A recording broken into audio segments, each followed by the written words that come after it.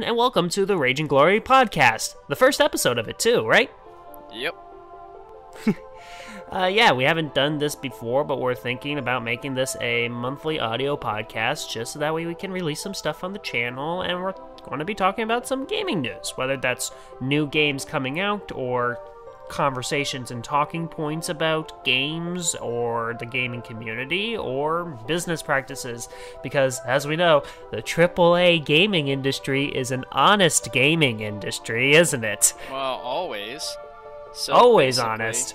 So we decided to kind of do this just because, well, let's be honest, it's been about 2 years since Eric and I have done any official releases as far as game reviews go, and let's be honest, there's just a whole hell of a lot less editing involved in these, so here we are. So, Eric, what first game do you have here for us?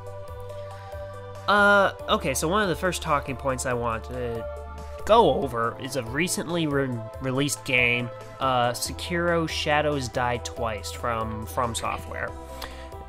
If you're familiar with From Software and any of their games, you're probably familiar with their Souls games. So, Demon Souls, Dark Souls 1 through 3, Bloodborne, those type of games.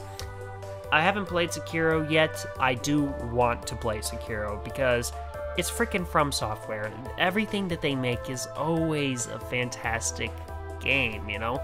If you love any of the type of games that they're there, you're going to love that game. There are a couple of differences, but Patrick, do you have any experience with any of From Software's games? I can't say I have, so tell me a little bit about it. It's gonna help me out too here. Ooh, okay. I had some difficulty trying to explain what a Souls game is like in comparison to other games. Because I had someone yesterday when we were talking about it, I was like, oh, is a Souls game similar to Skyrim? And I'm like, I mean, in the sense that it's fantasy, yes, but in for every other sense, it's going to, kick your ass 5 ways to Friday, so... Yeah, that's a fair point. I have heard they're pretty difficult. They're made to be difficult games. It's a game where the only way to get good at the game is through pure skill. There's very few ways to just kind of cheat the system. So it's kind of less about, your equipment and more about your own ability. A lot so, but there are some other things too. There are certain classes that are much better for fighting through the game than other classes. Never play a thief in Dark Souls. I made that mistake, and I've been basically grinding my way to make my thief into a warrior ever since. Interesting. Yeah, so the whole point of a Souls game is that you're in a very depressing atmosphere where everything will kill you. Everything can kill you if you don't approach it carefully. So, one of the other things I noticed too is that in each Soul game, they seem to usually take a single concept that is usually found in their gameplay and expand a lot on it. So, for example, in Dark Souls, it's all about defense. So, anytime something's going to be happening, like if you got some enemies in front of you, you're going to want to try to, A, pick out your enemies carefully, which one you want to take out. And you're going to have to be using your shield, waiting for them to attack you with your shield, so that way they can attack and then stutter a bit.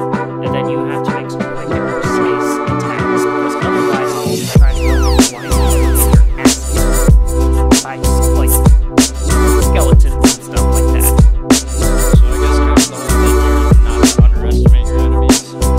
Never underestimate any enemy. You can get your ass killed by a rat. Yeah, this kind of reminds me of Fallout 4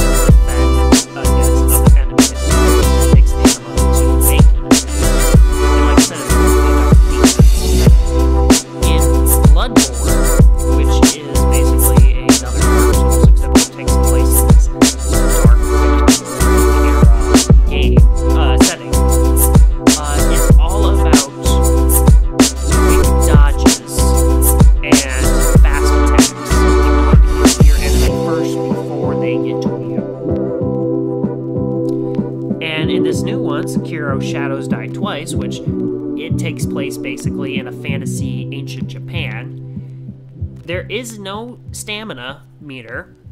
But there's no dodging either.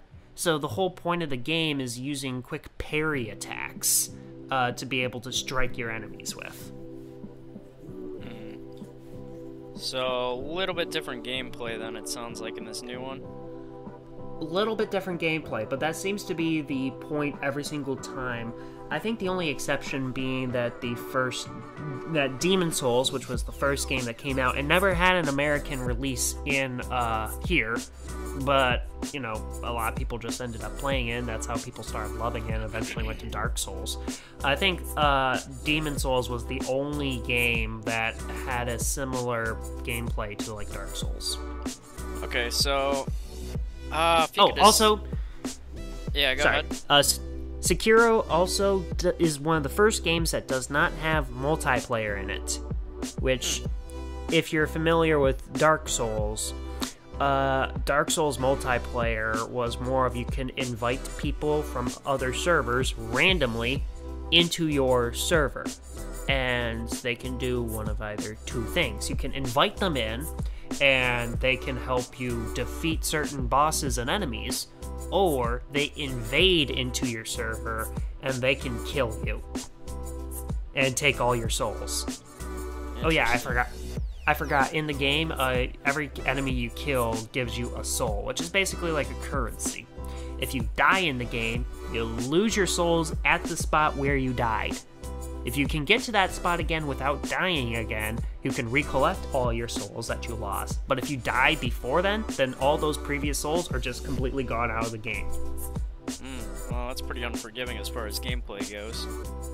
It's unforgiving, but there's a reason why there's kind of a fun cult of soul gamers, because it's unforgiving, but at the same time, it's one of those, well, it's kind of my fault. Fair enough. And anyway, you were saying? Oh, yeah, I was just going to say, for those of us not familiar with the game like me, you know, obviously I've seen this series advertise things like that, but what's the order here? Is there any significance in the order?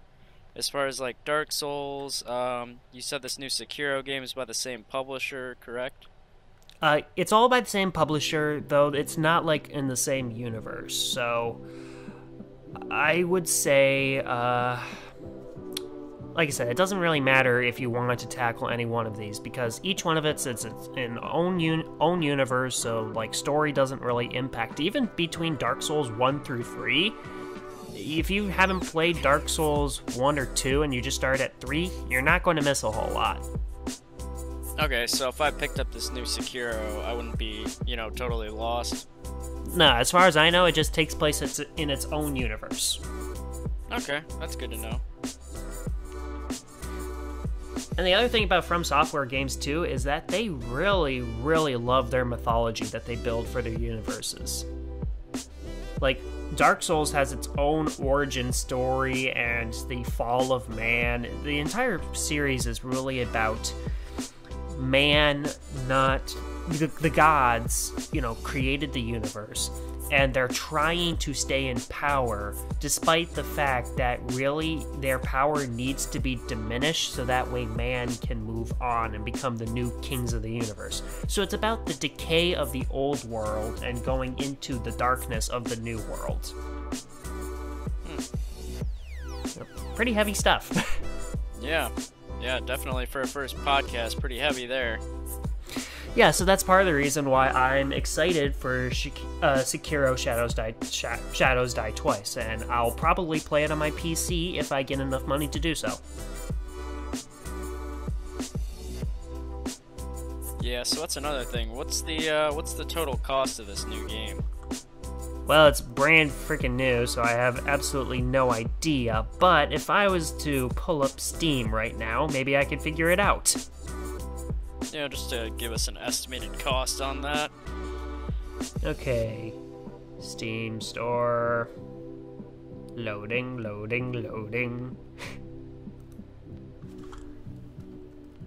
Sekiro. Okay, so Sekiro Shadow Die Twice is $59.99, so $60. Okay, so pretty average cost as far as new, AAA games go. It is a very new one. Oh, you can also. So apparently, there's a sale going on right now where if you buy the game, you can also get a Steam controller for $74.99, which is technically 32% off of the original price at $100. $109. Now, in my opinion, probably not worth it. So just get the regular Sekiro Shadows Die Twice. Yeah, I was gonna say, Steam controller, I mean, isn't the whole point of PC gaming using your keyboard and mouse? I mean, that's just my kind of opinion on it. I have it just a gaming depends. laptop, but I mean, I usually do more PS4 gaming, so I mean, if I want the controller gameplay, I'll go for the PS4. But sometimes, I like the BioShock series, so I'll usually play those on my PC, and in that case, I prefer, the keyboard and mouse setup. And I mean, I get that too, but of course, when it comes to people like us, we use our laptops and keyboards for a lot of different things. So sometimes it's just nice to be able to just sit down on the sofa and pick up a controller to play your games, That's a good point. I mean, yeah, you could always plug it into your TV and get the, kind of traditional console setup. Long day at work, you want to come home, just have it plugged into your TV, everything works, controller setup and all that. So I guess in this case, it's really just a matter of preference. Right. Especially, like I said, because we use our keyboards all the time, especially in our line of work, which is a lot of video editing and, you do story creating or whatever. There's a lot of you just sitting in front of your laptop on your keyboard. So if you want to get a little bit away from that, sometimes it's nice just to have a controller as something different. Yeah, that's fair. But yeah, so Sekiro Shadows Die Twice. It's a new game. It looks like a lot of fun. It's fast-paced action and gore. Also, this is one of the first games where it looks like the maneuverability doesn't suck ass. Oh, that's good. That's often the biggest problem about some of these new, supposedly premium games. Yeah, not to get too far off topic here, but I was really disappointed in the re-release of Thief for PS4 just by the ass controls. They're awful. I mean, I tried playing it again the other day. Totally forgot all the controls. Partially my fault. It had been a long time since I played it, but the controls just don't make any sense as far as, premium games go and the usual controls for PS4. It was just a pain to figure it all out. I ended up just giving up and saying, you know what, screw this, I'll figure it out another day. And that's kind of what you're trying to avoid as far as when you're picking up a new game. The controls should be fairly self-explanatory. Alright, what's one of the games you want to talk about? Oh yeah, so I have been a long-time fan of the Division series. And the Division 2 actually just came out on March 15th. It's $60, so pretty average cost as far as new premium games. I've been playing this on PS4. The first thing I really want to talk about is this really just the same game? So if you're familiar at all with the Division series, and some of you may not be who's listening, so basically there's this I am not, so please virus. inform me. Okay, yeah, so there's this whole dollar virus or whatever you want to call it in the first game where this guy manages to engineer a virus and transfer it to dollar bills that are distributed into public currency. So needless to say, pretty quickly virus spreads, kills out a lot of the population.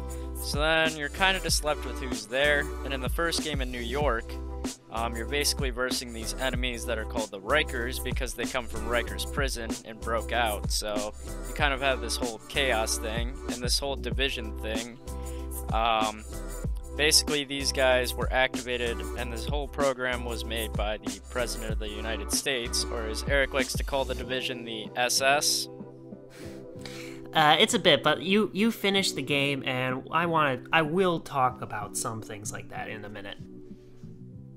Okay, yeah, well, let me talk about it a little more then here.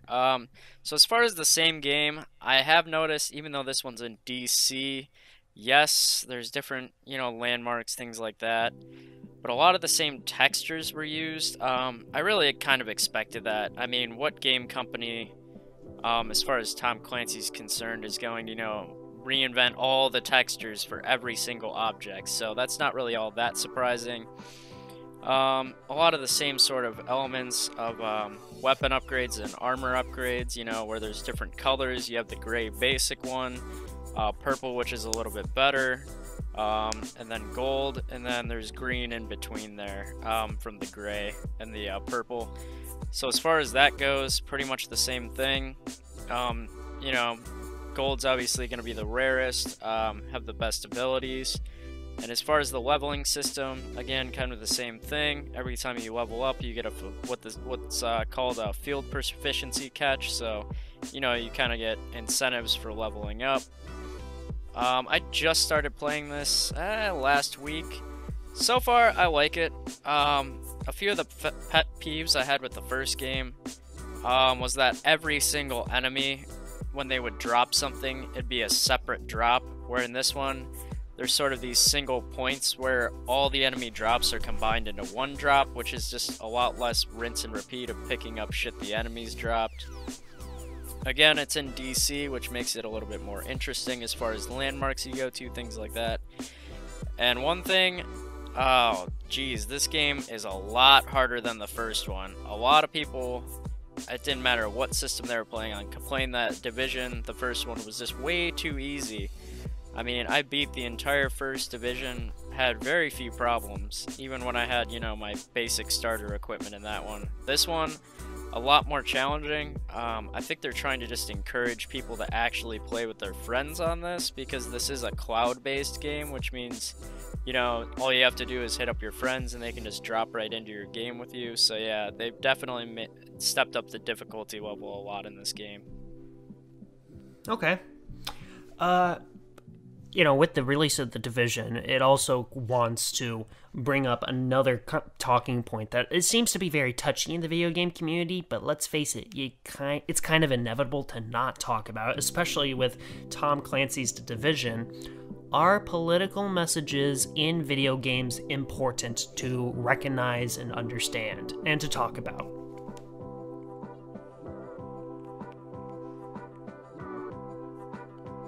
That's a legitimate question. I'm asking it, Pat.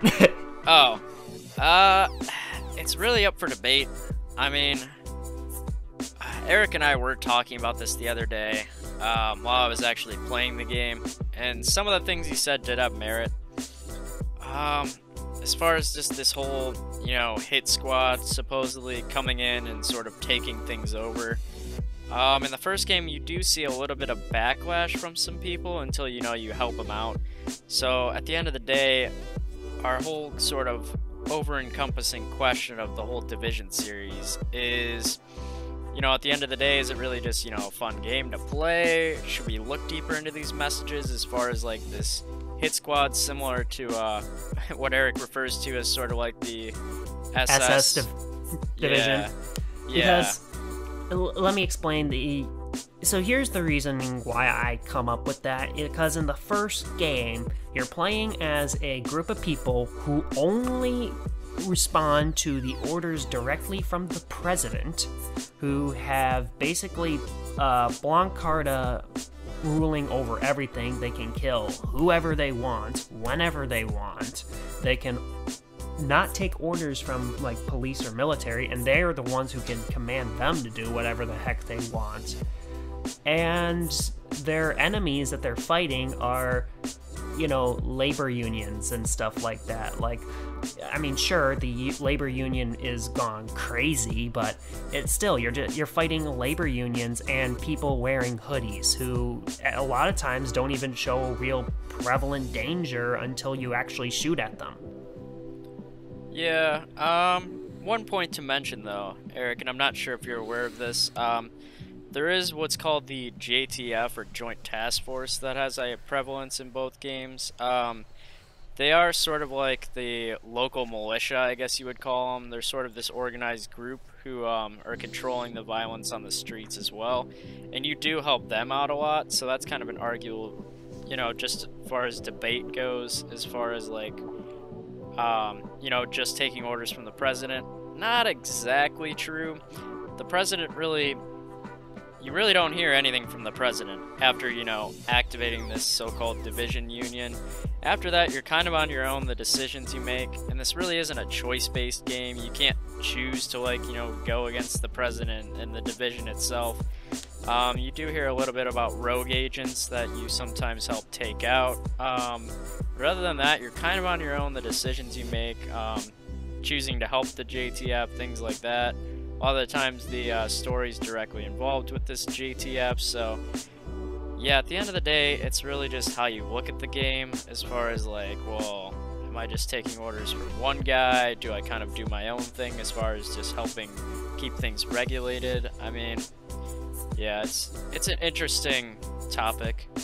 But especially since the developers of the Division, especially when it comes to the release of the Division 2, want to so badly not even touch the idea of politics in their game. But here's the thing.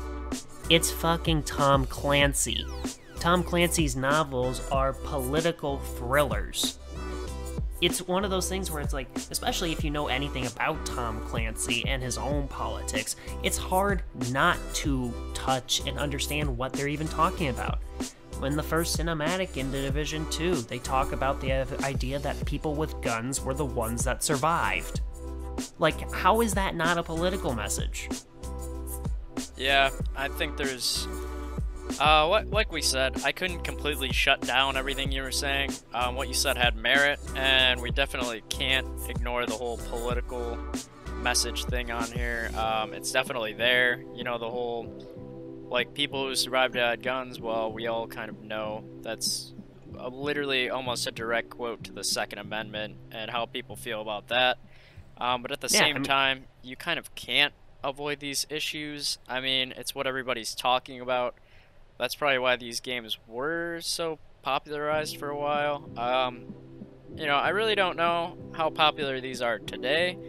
Division had a pretty good standing. I feel like Division 2 has a pretty good standing as well.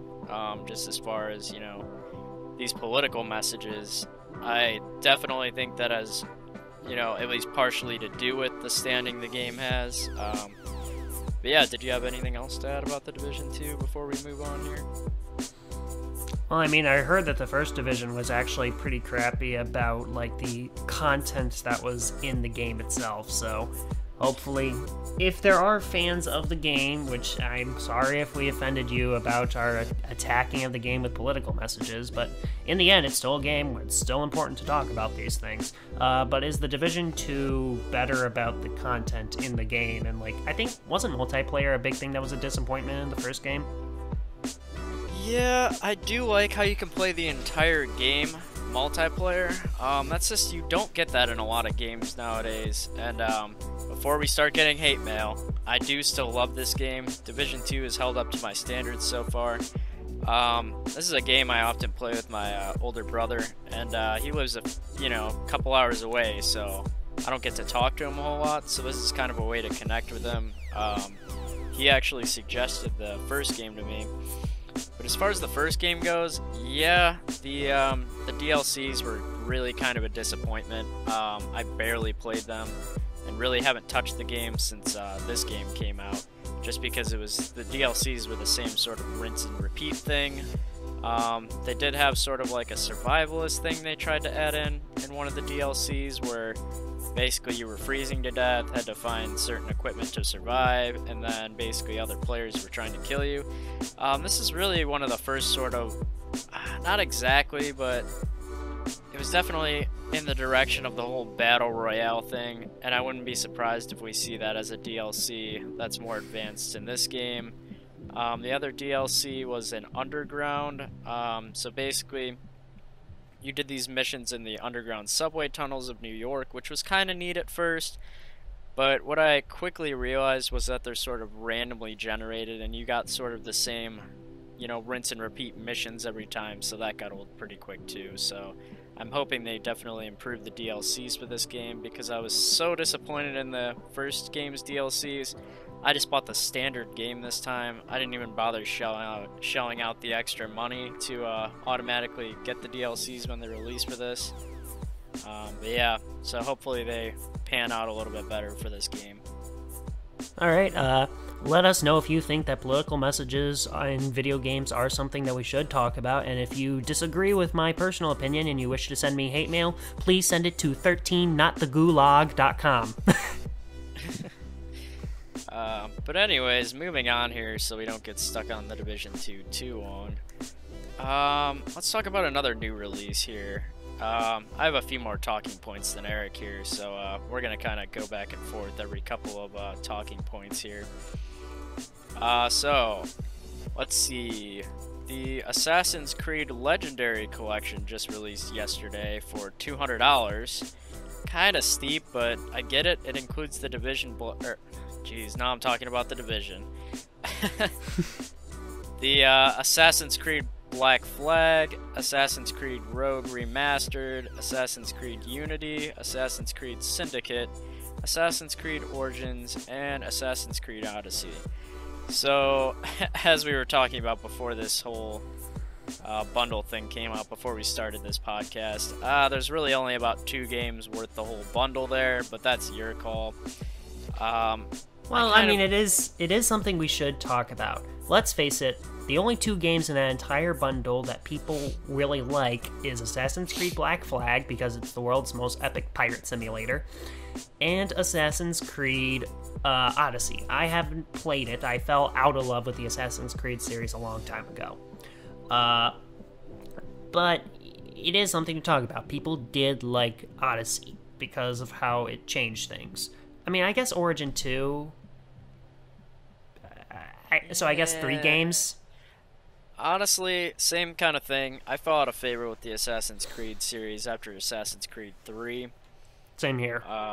Just when the whole Desmond Miles thing happened, I really think that's when the whole... I get they were trying to rebrand themselves, but as soon as someone really wasn't actively controlling anything in the Animus, the game history and storyline kind of got convoluted. As far as Odyssey goes, my little brother still loves the Assassin's Creed games. Odyssey, all he really had to say about that, and this is just mere speculation on my part because, like both Eric and I said, we really haven't played an Assassin's Creed game in a long time. He said he really wasn't a fan. It really wasn't that great. So that's really a matter of opinion as far as it goes for you. If you love the games, hey, go for it. Pick up this bundle. But I mean, for $200, it really comes down to how many of these games are you going to play. I did hear nothing but good things about Black Flag. Again, my little brother's played that. He said he loved that one. But yeah, it's really just about which ones you're going to play. Do your research first before, you or aka your parents, depending on how old you are listening to this, and financial situations, if it's really worth dropping $200 on this bundle. Yeah, let's talk about that. $200, and how many games is it again?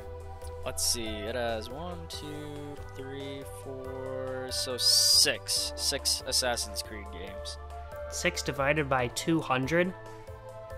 I mean, that sounds like it's quite a lot of money. You're basically buying every game for maybe like what, $30? Yeah, roughly. No, $40. It's more than 30. It would be about $34 a game, based on the math I just figured out for that. So yeah, it's. I mean, considering how old Black Flag is, that's pretty steep. Pricey. Yeah. Because, I mean, like, since Black Flag, there's been, like, you said 5 other games that have gone past that. You could probably get Black Flag for, like, $10 at, GameStop if it's still there. Yeah, you could easily pick up a used copy for cheaper than that. So it really just comes down to the whole, again, how many of these games are you going to play? Because some of them are newer, and it is worth it to pick up the bundle, but not if you're never going to play the rest of them, Honestly, for me, this does not sound like a good deal. You're paying for older games for much, much higher than what they should be. And sure, you're paying much less for newer games, but it's still pretty expensive overall. Yeah, so as far as it goes for me, and probably you as well, I would say no, not really worth it. But then again, I really haven't been a fan of the Assassin's Creed series for a while, so... we're kind of being biased as far as that goes, but as far as the overall value of it, not really worth it for some of these games listed in the legendary collection, but at the end of the day, again, that's up to you. And if you are going to play a lot of the newer ones on it, yeah, I'd say it would pan out to be worth it as far as cost if you're, if you don't own any of these already. Honestly, if you already own some of them, you're better off just doing some research and picking ones that you're actually going to play. Now, do you want something that I am kind of wondering? What's that? When will Assassin's Creed 5 be released? Because the last time that we had an Assassin's Creed game that was a number was Black Flag. That's a good question. Because it's like at first there was 1, then there was 2, then there was Brotherhood and Origins, then came 3. That one weird side game that came out that took place in like New Orleans. Shows how memorable that was. Yeah. I think something else got released at that period of time as well. Then 4. And now we have these 5 other games that have come out, and not one of them has been a number. Yeah, and it doesn't look like this next one's going to be a number either. I'm reading about it right now. It looks Hashtag like Ubisoft. Hashtag Ubisoft. Bring back the numbers. Right? What is interesting, though, is they're finally taking a gap year. There's not going to be one released this year. Okay, that was a good thing that they did between the one that took place in Egypt and the previous one, which was Unity. I think. I honestly liked it when they took their time on the releases, but let's be honest, for a while they were just pumping out these games just for revenue. So just the fact that they're taking a gap year on this one is kind of promising. This next one they're coming out with in 2020. As of right now, looks like it's going to be called Assassin's Creed Legion. Let's see. Again, I don't know much about this. This is the code name. Oh, that's interesting. They say it's going to be taking place in Italy again.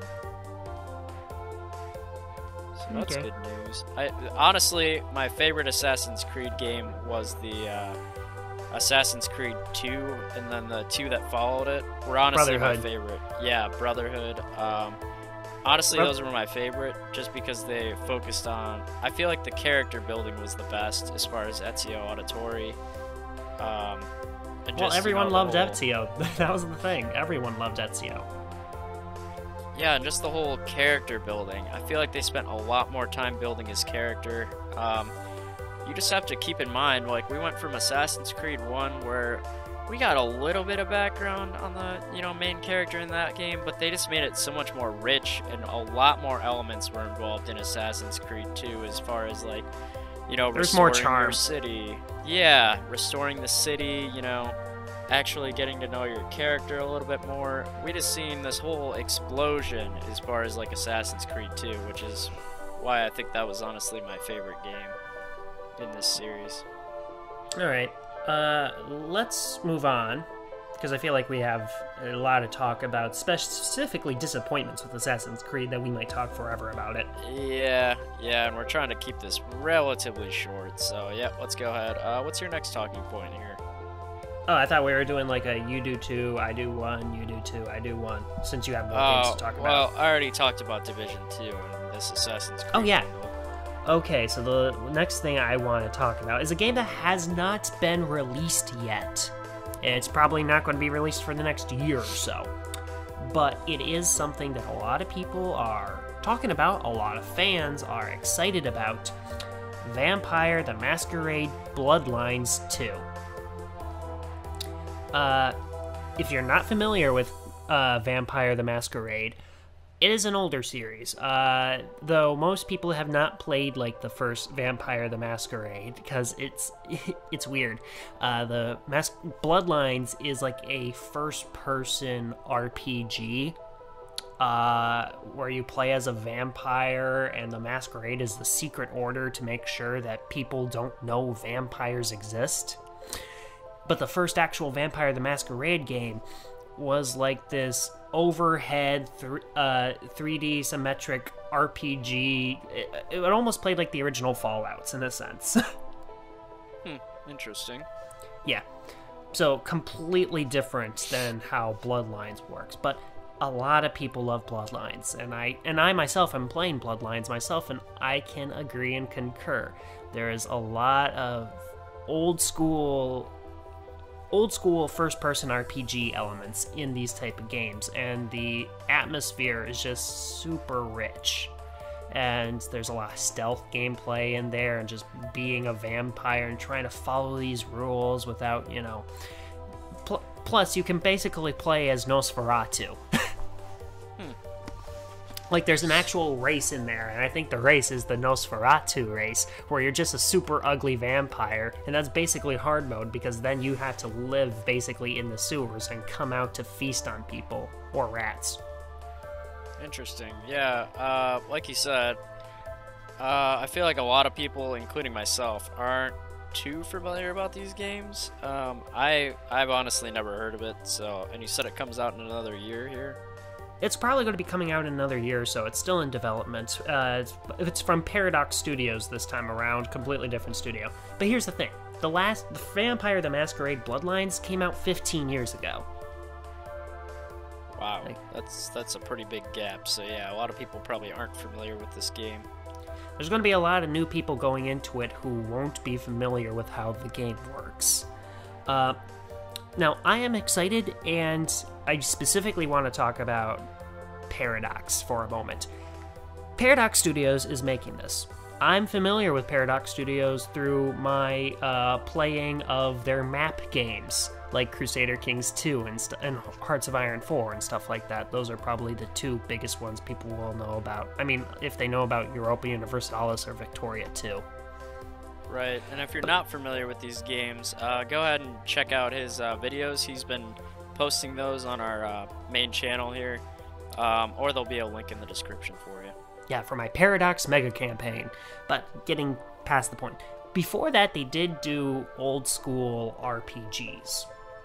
And I have absolutely no doubt that Paradox can make a really good RPG for this game. I mean, I actually have an article from it up here. They actually have one of the designers from the first game designing the game again. So I have absolutely no doubt in my mind that this game will be true to how the exact charm of the first game. Here's my problem. I'm afraid about DLC. Paradox has a terrible DLC policy. Absolutely terrible DLC policy. For a lot of their map games, they'll basically release a game that is almost unplayable, or just like super content basic, and then release a boatload of DLCs that you can buy to be able to improve the experience or to fix stuff. And the amount of stuff that they release and the price can get super ridiculous. So hopefully with this one we see more of just, updates versus just DLCs to fix the game is what you're hoping for. That would be nice, though. I don't have that as a full... Okay, so let me say this. For Crusader Kings 2, which is a much older game and has much more DLC out, so keep that in mind, the base game is $40. All of its DLC combined together is $301.72.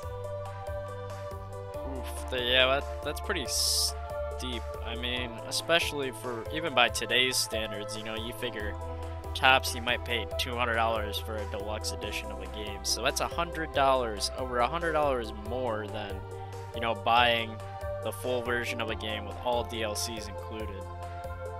Even Hearts of Iron, one of their more recent games, so it has much less DLC, still $40 for the base game, $83.94 for all of its DLC.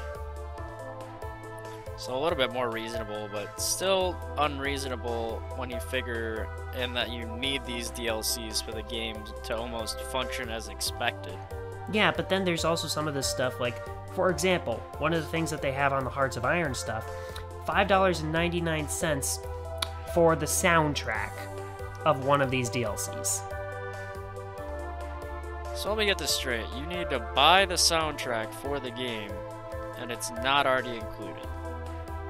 Yeah, you can buy the DLC, but the soundtrack is not included. I'm sorry, but this seems kind of like a cash grab to me. It is a little bit of a cash grab. Luckily, some stuff is just free, but Paradox is really bad about its DLC policy. They just want you to shell as much money as possible. Yeah, that's really what it's seeming like to me. So, a year away from the release, I mean, what are your expectations for this game? Do you think it's going to be, have a decent following for it? Do you think it's going to tank sort of like the Thief series did, like when they tried to bring that back? Because I feel like that didn't have a huge following when they tried to bring that back. I mean, what are your thoughts on how it's I like to think that the gameplay is going to be... it's definitely going to look much better. Definitely. I'm hoping they don't follow the classic RPG style of 4 buttons for a response, because that's been kind of that's been something a lot of people have been complaining about when it comes to current role-playing games in the video game industry. The dumbing down of stuff. Okay. You know what I mean? Yeah, I think I'm following you there.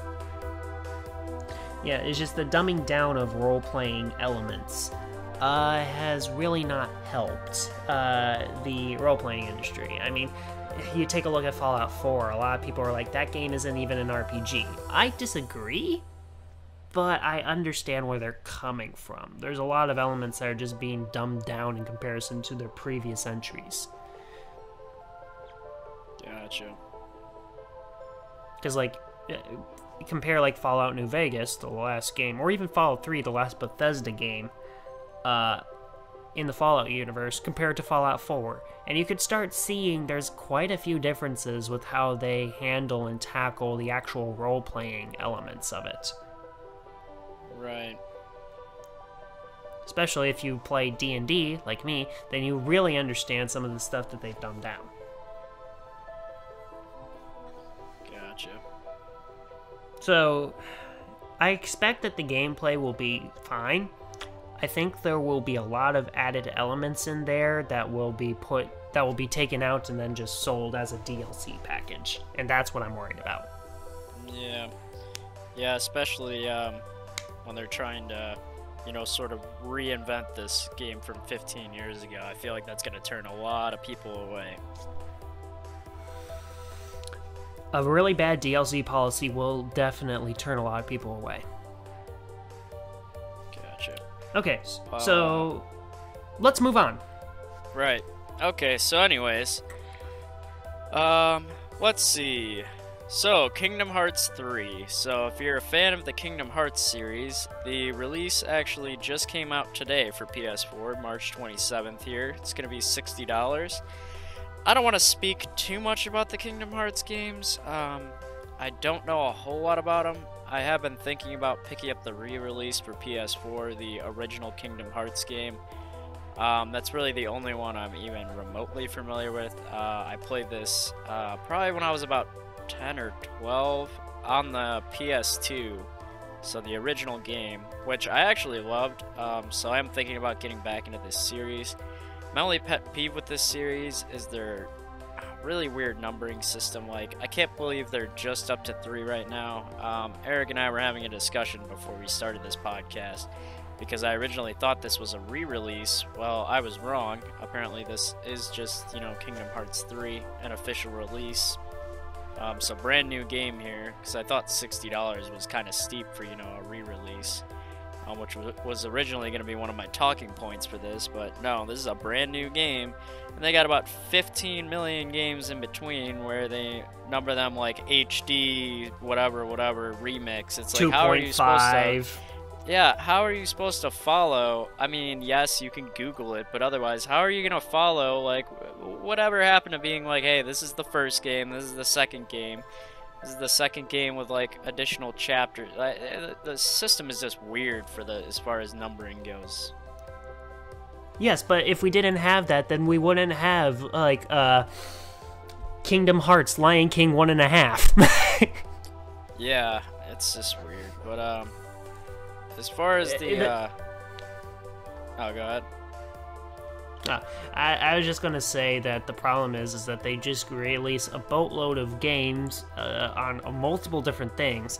So here's the thing: a lot of people would assume that you release the main games on the consoles, and then like on the portable games, you just release some little side things, like a remake of it, or maybe a small little game that just has nothing to do with anything, right? Well, no. Every single game in the series, whether it's on a PlayStation 2 or the Nintendo Game Boy, has importance and relevance to the plot. And that's part of the problem. It's part of the reason why there's like 15 Kingdom Hearts games and they're only now at 3. Right, and that's sort of one of the problems I have with this, because, each one of these segments does have some relevancy to, the entire plot of this series. And it's really hard to follow, if you just happen to miss one of these HD 1 point whatevers, then, you're not going to get a lot of the stuff going on in Kingdom Hearts 3. As far as the game itself, I do appreciate what they do with the series, just the fact that they've gotten the Disney licensing to use the Disney characters, things like that. So some of the characters you see you're already familiar with, which is kind of neat. And I do like how they do that. I mean, it couldn't have been easy to get this whole, licensing thing worked out. I mean, think about... just a mixture of Final Fantasy and Disney. Yeah, just think about the number of, companies that get sued over stuff like this, but they managed to, work out a contract with Disney where they can actually use Disney characters legally in this game series. Is just impressive to me in itself, considering Disney is this, massive conglomerate at this point. I'm sure that wasn't an easy task. Alright. So, that's good. Yeah, while we're on the topic of Kingdom Hearts here, another talking point I have about them, something else that was released today by the Kingdom Hearts series, actually, is their all-in-one package, as they call it. So since we were just talking about these weird HD 1 point, whatever you want to call them, this all-in-one package, actually, which released today, March 27th, has Kingdom Hearts HD 1.5 plus 2.5 Remix, Kingdom Hearts HD 2.8 Final Chapter Prologue, and Kingdom Hearts 3 for $100. So that's up to you if you want to pick this one up. I imagine I can only assume these HD versions they've included have some relevancy to understanding the plot going on in 3, but that's your call. Honestly, I'm going to keep it simple if I pick one of these up and just literally go back to Kingdom Hearts 1, and I think there might even be a package that's a decent value for Kingdom Hearts 1 and 2 is what I would probably pick up first.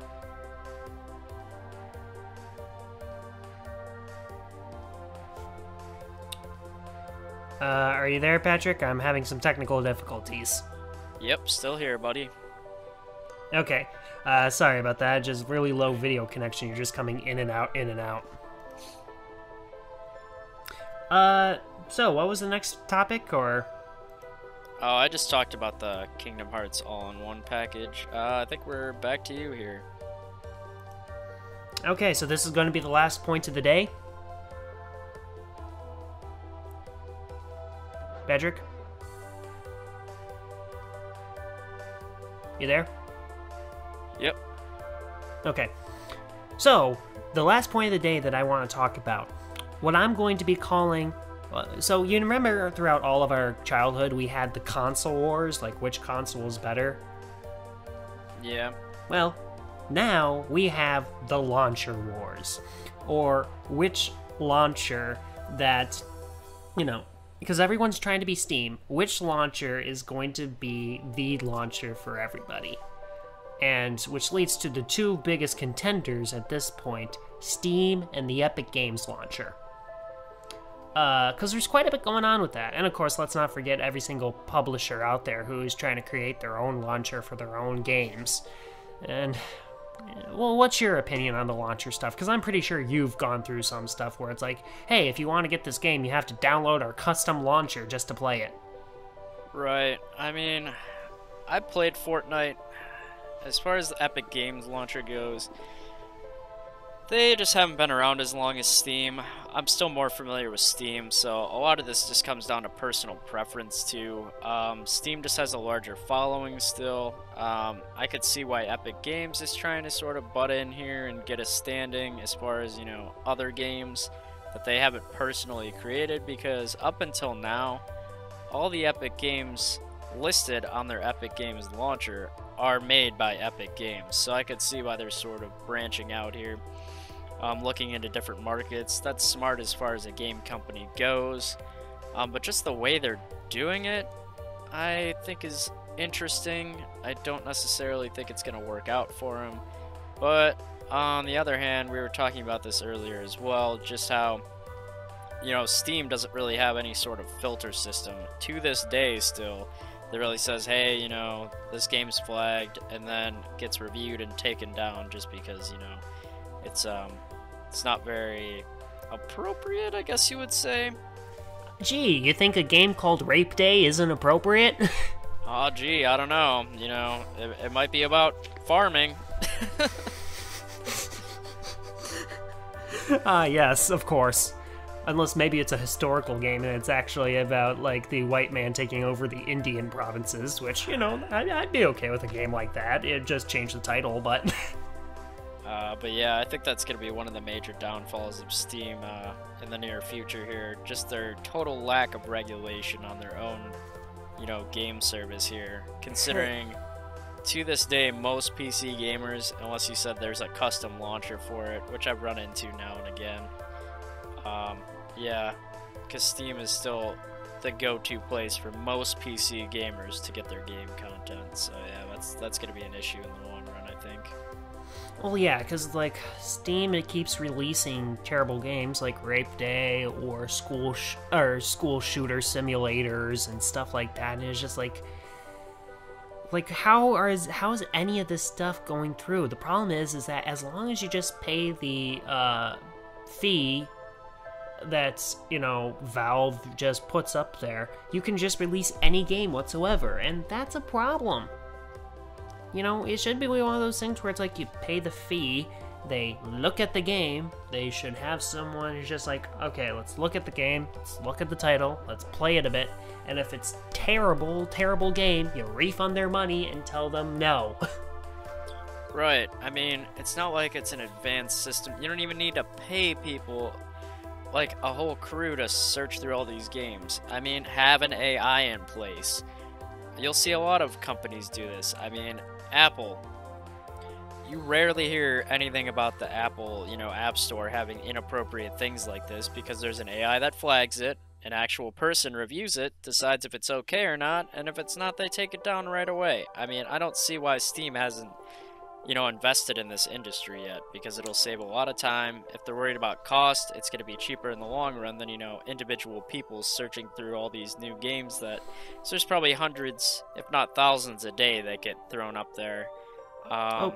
But Patrick, you know the problem is, it's going to cost $3 out their ultra epic million printing machine to be able to use, and good God, you never know when they're going to use that $3 for bathing in it. Yeah. Exactly. Because it's just, I don't know. The problem is that Valve itself only is a launcher now. Because let's face it, they're not going to be releasing any new games anytime soon. Steam is their money-making machine, but they're not treating it well. Right. Yeah. Much like Bendy and the ink machine, this ink machine eventually is going to break, and it's not going to work out in their favor. And instead of you know, doing the smart thing and investing now in these technologies, they're going to get a massive lawsuit on their hands one of these days, and it's not going to be pretty as far as Valve and Steam are concerned. Especially if the US government decides to place rules and regulations because of Steam's negligence. Yeah, that's definitely not going to be pretty. It'll be the ESRB all over again. Yeah. On the other hand, we have Epic Games, and they're trying to get more these are some of the shadier business practices of Epic Games that a lot of people have been pointing out and just being like, I don't like Epic Games because of this. I mean, other than the Fortnite culture. You have Epic Games, and I can't remember which game it was, but so there was like this game developer who was making their game, and they were just like, hey, if you do our pre-purchase buy, you can get it early on Steam. You know, a lot of companies do that. But then later on, like months later, they say that, oh, well, now we're only going to be with an exclusivity deal with Epic Games Launcher, and it will only be there on Epic Games. And a lot of people didn't like that. I mean, granted, the people who pre-ordered on Steam were still going to get it, and in fact, I think it was because of this backlash, they were just like, we'll release it on Steam a week later. Please don't hurt us, type move. But it's still just one of those things where it's just like, a lot of people don't like how Epic Games is trying to buy exclusivity from from games that, you know, we're going to release to everybody. And it's kind of one of those, the classic, you know, exclusive games of old back in our day, when it came to, like, you know, oh, Halo only will release on Xbox stuff. But instead now you have people who are, you know, funding these games, and they're only getting released on certain launchers, and you know that's not good for anybody.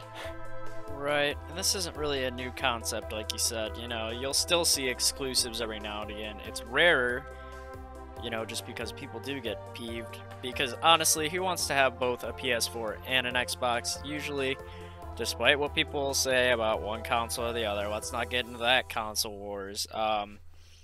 You know, some people still prefer one console over the other, and you don't want to own two just for a couple of exclusives on the other one. Like, I'm not going to specifically own an Xbox just to play Halo, you know?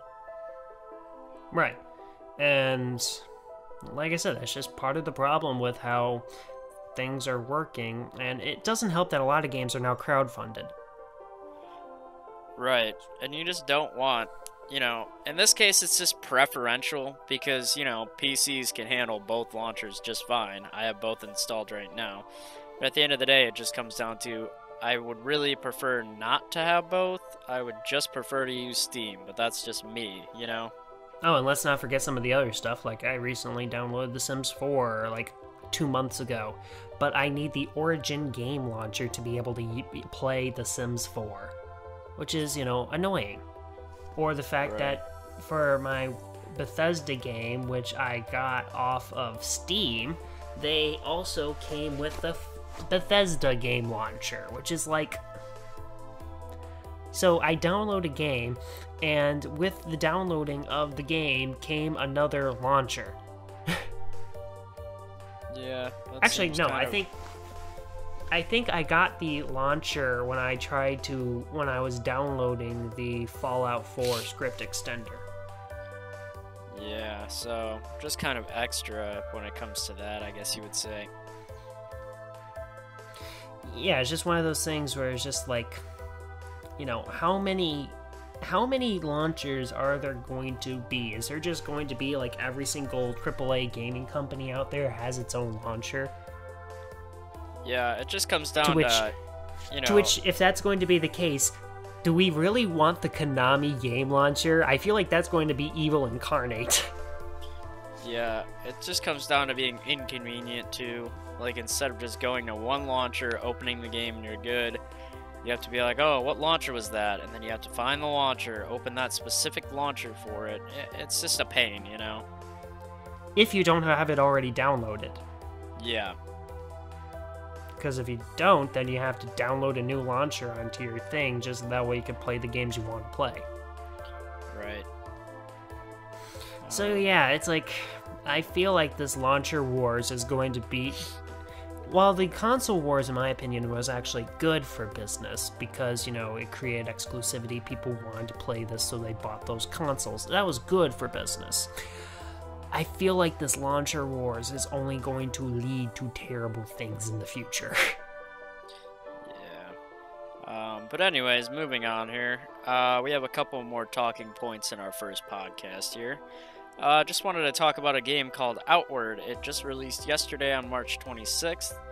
I looked into this game a little bit. If you're like me, you probably haven't heard of it. It looks kind of interesting. It's basically a survivalist game with these magical elements. The graphics looked decent. It looks like a decent game. I wouldn't mind picking it up. Especially since it's $20 cheaper than most AAA games. This is on Steam, I believe. Not to bring up the whole, wars on that again. It is $40 though. Again, not much known about this game. It's still fairly new. So if you picked it up, feel free to let me know how it is. I'll probably pick it up here, when I can afford it. Broke college student here. Eric, have you heard anything about this game? What was the game again? It's called Outward. I have not, no. Unfortunately, I don't play a whole lot of new games just because, A, it's still a very expensive hobby. But, it sounds interesting. I might give it a look over. Yeah, it's kind of similar to some other games I've seen with the same gimmick of, open world exploration. You're trying to survive. I mean, hell, we've seen survivalist games a long time. Hell, even in Minecraft, I remember, same kind of rinse and repeat of, oh, I need to, punch trees and build a house before night falls so I don't get killed by creepers. And then a creeper blew up my house, so I have to restart, kind of that sort of thing. More advanced graphics, of course. And then they threw in this whole new magical elements sort of thing where you master magic, and I'm sure that makes it easier to play the game. But again, it's really just a matter of opinion if you think it's worth it to pick up this game. They've just combined a sort of lot of older elements of previous games that have been overused in my opinion. I wouldn't mind giving it a shot for $40 though.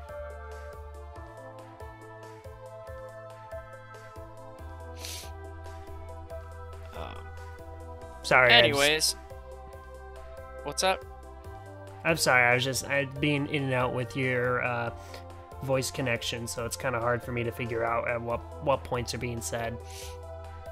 Well, we're gonna go ahead and move on to our last point here. So this last game I know a little bit more about. It's called Pray for the Gods.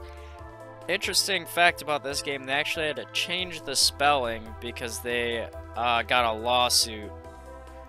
Because it was originally P-R-E-Y or A-Y, something like that, Pray for the Gods. Now it's listed as P-R-A-E-Y, just for copyright reasons, I think.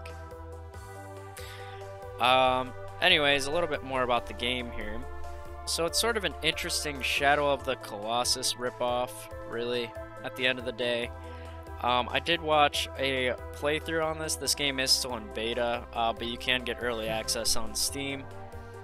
So, interesting thing about this, I did watch a playthrough. Jacksepticeye played it on YouTube, so if you're not familiar with the game at all, like I was, you can go ahead and watch his video. There's slightly different elements to the gameplay. I think the biggest reason people will pick this up versus Shadow of the Colossus, though, is just that it's a well-done game, and it's only $30. That's half the price of Shadow of the Colossus, and that's half the price of typical AAA games, so I think that's going to be the biggest turn-on to people. If you played Shadow of the Colossus, or even if you haven't, and want to pick up a similar game, again, half the price. That's the biggest sell point for me right there. Like I said, I don't have, a whole lot of money to pick up new games, so that's definitely more appealing than, $60, so... Okay, if that's everything, we should probably wrap things up. Right, so thanks for listening to our first podcast. We're going to try to make this at least a monthly thing, hopefully, if not sooner, when we both have some more free time in the summer here. Well, at least I will. But otherwise, that's going to do it for our first podcast. Thanks for listening. Like and subscribe, and let us know what you think in the comments below. Trollers are welcome. This is our first podcast, so we are trying to improve our style on this. Probably goal is to make next one a little bit shorter. But yeah, thanks for listening, and we'll see you in the next podcast.